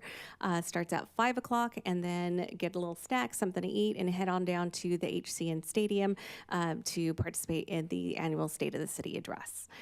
So encouraging everybody to come on out. And then, of course, we have our Veterans Day ceremony, which is coming up on November 11th at 10 a.m. at Hidden Hills Park. And then also our last bulky item drop-off event of the year, which is going to be happening on Saturday, November 15th at 8 a.m. at Sun City Civic Association, which will go till 12 p.m. or until bins are full. Just a reminder, this is one of the smaller events because it is in a smaller area in Sun City, but we encourage anybody who's interested to come on out and join us for that. And then our annual Trot for a Cause on November 22nd at Santa Rosa Academy. And just in time for some of the upcoming holidays, we do have some facility closures for City Hall and CSD, being Tuesday, November 11th due to the Veterans Holiday, and then Thanksgiving is right around the corner. So Thursday, November 27th and November 28th, our city facilities will mostly be closed. And that concludes my updates, unless there's any questions. Ms. Mitchell, what time is the Foodie Friday start? 5 o'clock.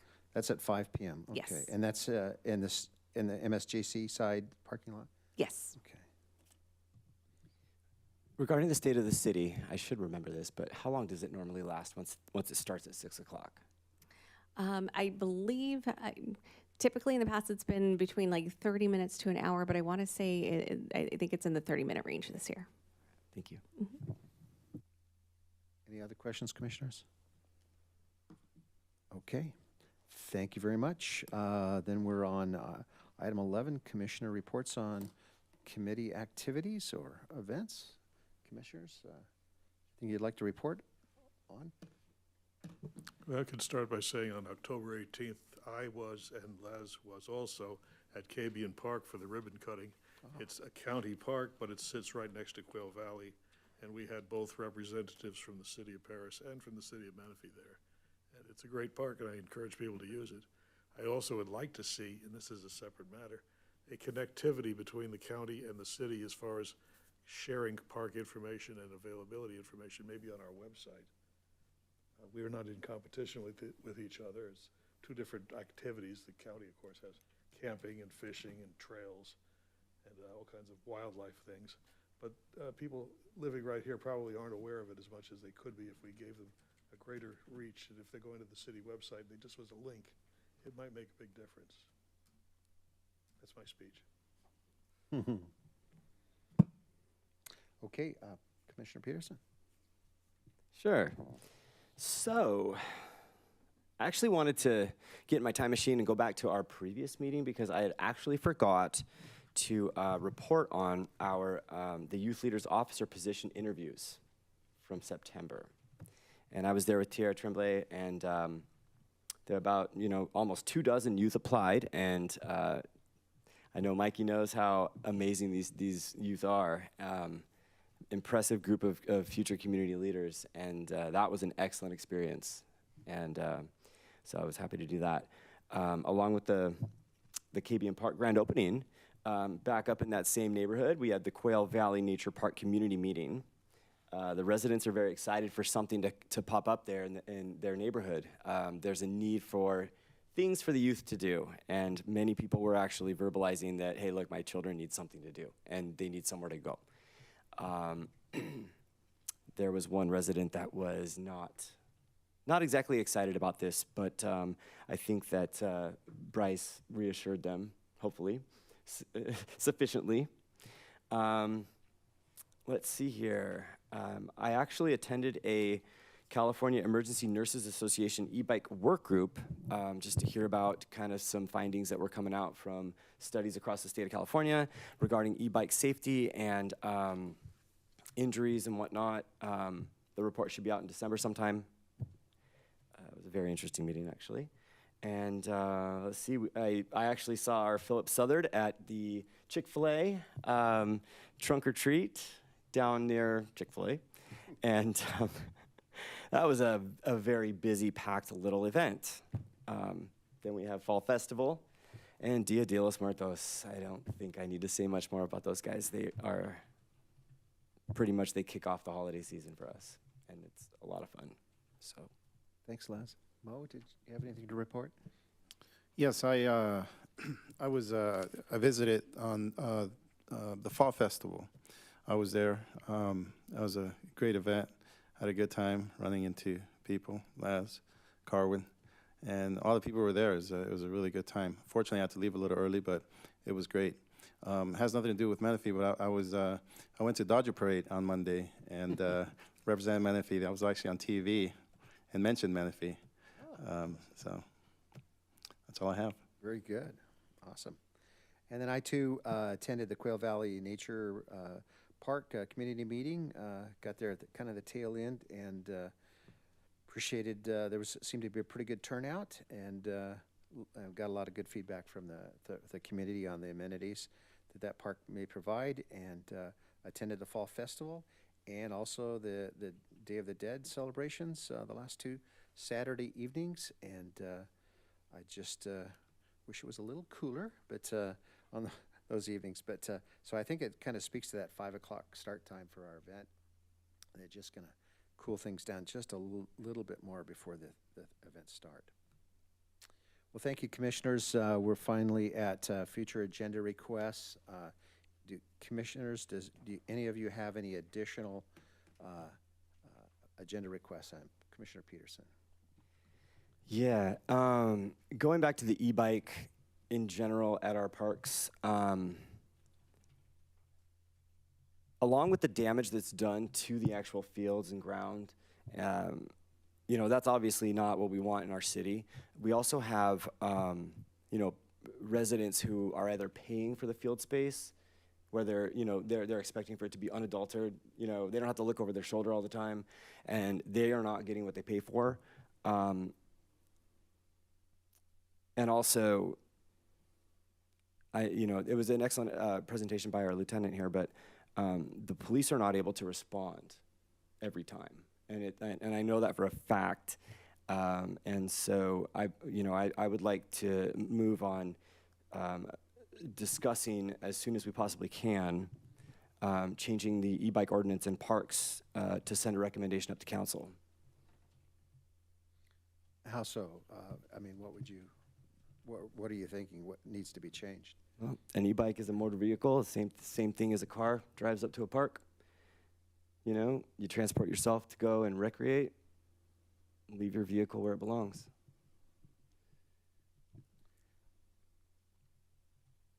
So that you're saying people couldn't ride their bikes to the park, or what? Of course, I'm trying to of course they understand. can. But riding the e-bikes across the fields where people are playing football or throwing a frisbee,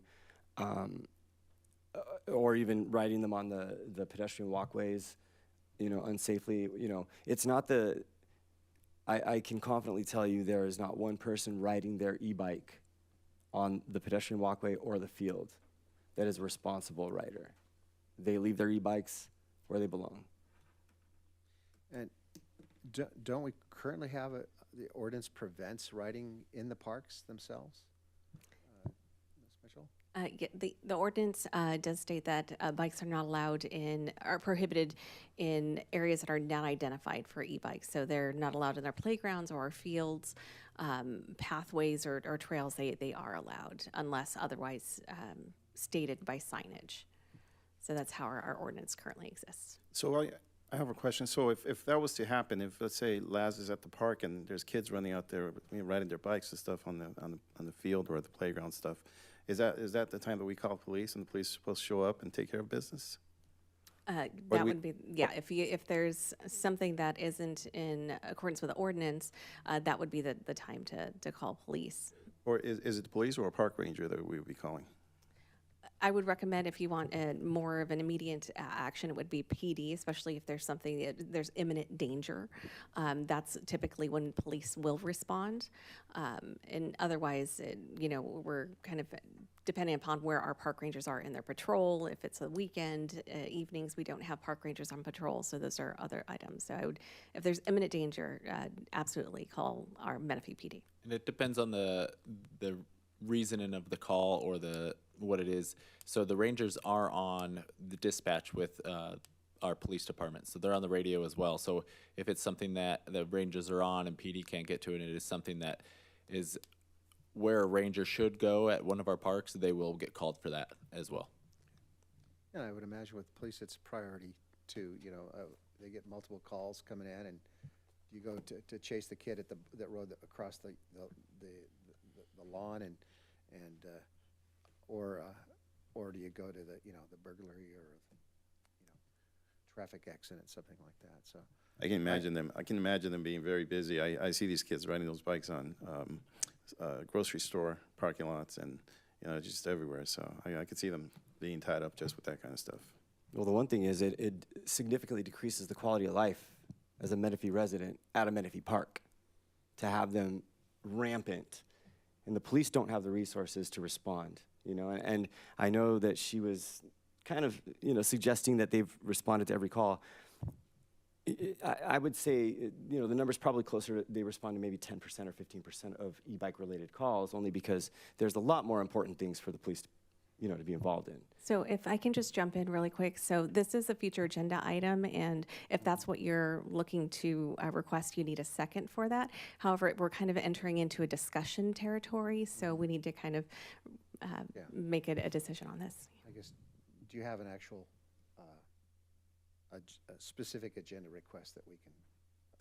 I would like to discuss essentially at parks, keeping e-bikes classified more as the motor vehicles they are than a bicycle that somebody pedals with their own 2 feet and that does not have a motor,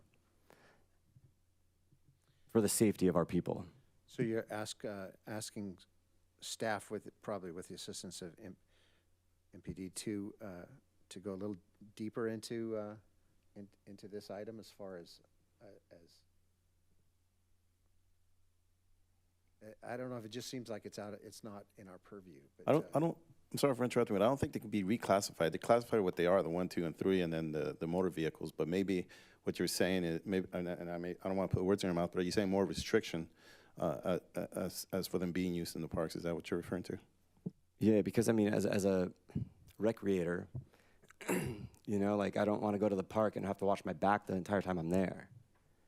Or have an e-bike rider that's there because they don't want to be at home because their parents, you know, this was essentially the same point that this is for discussion. So if we could just have a discussion about, like a full discussion about e-bikes in our parks and the impact that it has and the effect that it has on our citizens and what we can do to alleviate that is what I would like to talk about.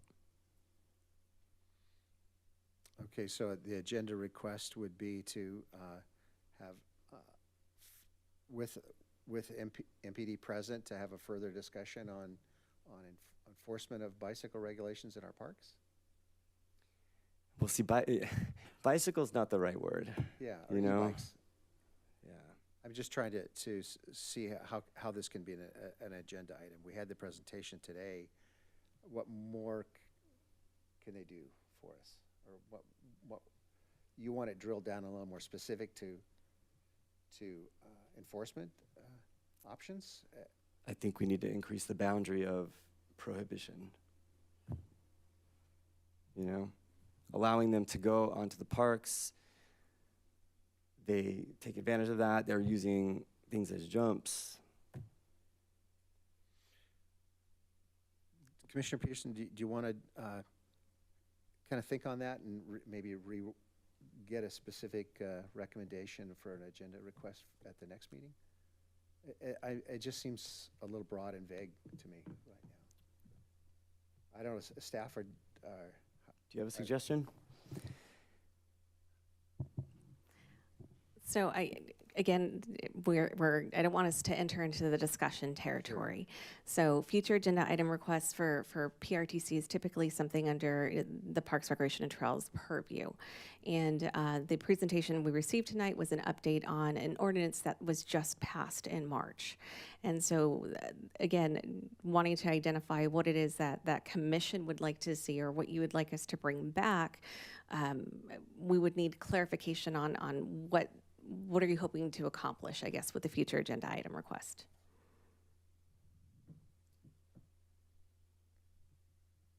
So you want to pause that till next month and kind of think about that, and maybe even talk to,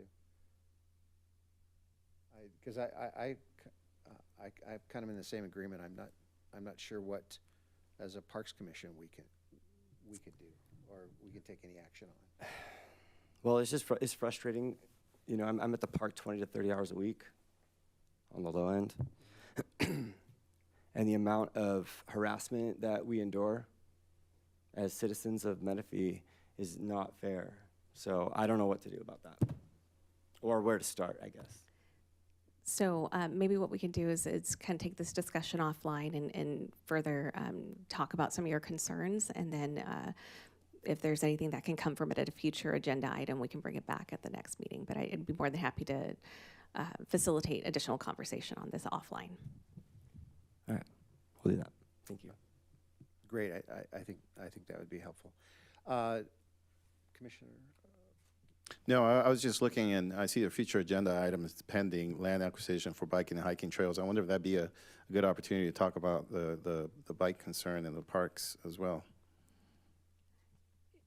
It's an opportunity that potentially we could bring that forward. We have this item scheduled for winter or spring because it also relates back to Menifee Hills, which we're currently under like a feasibility study to determine accessibility to that. So that's why we're looking to bring that back. But it's definitely something that we might be able to incorporate. Great, Thank you. Anything, Commissioner Gidroyce? I would suggest talking to your council member. Have a one-on-one. It's not like we're violating the Brown Act to do a thing like that on a person-to-person level. And then see where that takes it, because if anybody can strengthen the ordinance or change it, it would be somebody at that level. If necessary, we could form an ad hoc committee to further explore it, but we don't write ordinances. I do have one agenda request item, and it's kind of piggybacking on our signage.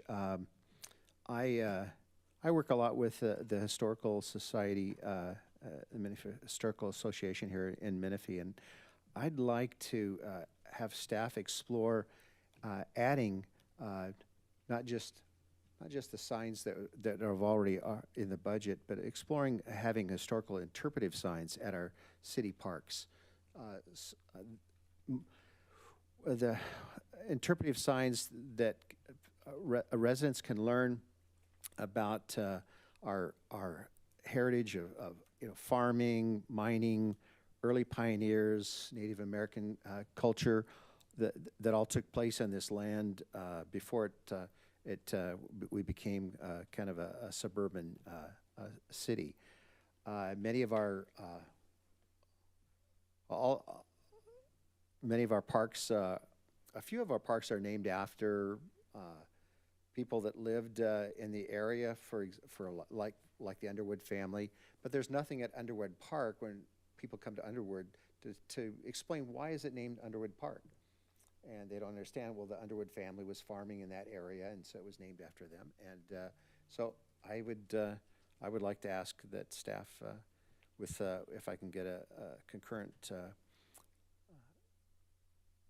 from one of the commissioners to explore interpretive signs at city parks, historical interpretive signs. So citizens can learn about what happens. I would what second happened. having a discussion on that. The Historical Society has put up some monuments. We do have the 12 monuments that are located throughout the city. Not all of them are in parks. A couple, some are. Sure. But like Audie Murphy has the monument for the Farrell family. It'd be a good but, thing to brainstorm and perhaps get together with, say, Julie Zimmerman about that. Yes, and they're happy to work with staff as well, too. There's an MOU currently with the city and the Historical Association, so I'd like to just make that request if a commissioner would second that. Second it. Awesome. Thank you. Anything else, staff? Or commissioners for staff? Okay, then let's, I move to adjourn the meeting at 7:50. Can I have a second on that? I'll second that. All right, this meeting's adjourned. Thank you very much.